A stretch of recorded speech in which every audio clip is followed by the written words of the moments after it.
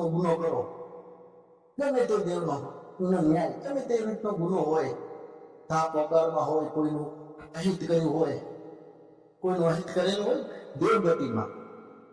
દેવગતિમાં કોઈનો અહિત્ય કરેલો હોય, દેવગતિમાં કોઈનો ગુનો બન્યો, એનું સમાધાન મારી પાસે છે. ગમે તે રીતનું એનું સમાધાન, રસ્તો, ન્યાય કરાવશે.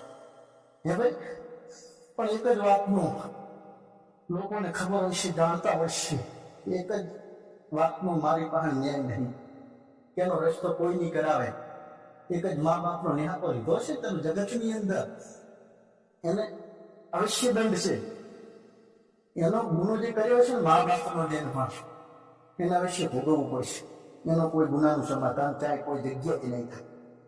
મારી પાસે નથી પણ કોઈ જગ્યાએ નહીં થાય. મા બાપનો ગુનો કર્યો હશે તો, હે ભાઈ, મા બાપનો ગુનો કરેલો કોઈ દિવસ એને ગમે એટલા તમે ધોઈને પાણી પીવો, ગમે તેટલું કરો, તમે કસાડી આવવાનું, માતા પસંદ નરે રે માં હવે છોડી મેલ. મા બાપનો ગુનો અવશ્ય કોઈ દિવસ મળતો નહીં, એનું સમાધાન થતું નહીં, એનો દંડ અવશ્ય ભોગવવો પડે છે. હા, જાહેર કહું છું, સત્ય કહું છું કે એનું કોઈ સમાધાન મારી પાસે નહીં. દેવનું છે તમે વ્યાપતા દેવનું મટાડી દો. દેવ નડે છે ને એનું તમે વધારનું કરો, વગર કરો ને તમે એના પાસે, એના તમે પાણીથી પાતળા થઈને દેવ કને બેસી જાઓ એટલે દેવનું ગમે એવું હોય, ગમે એવું દેવ જાતું કરી દે, મટાડી દે. તમારે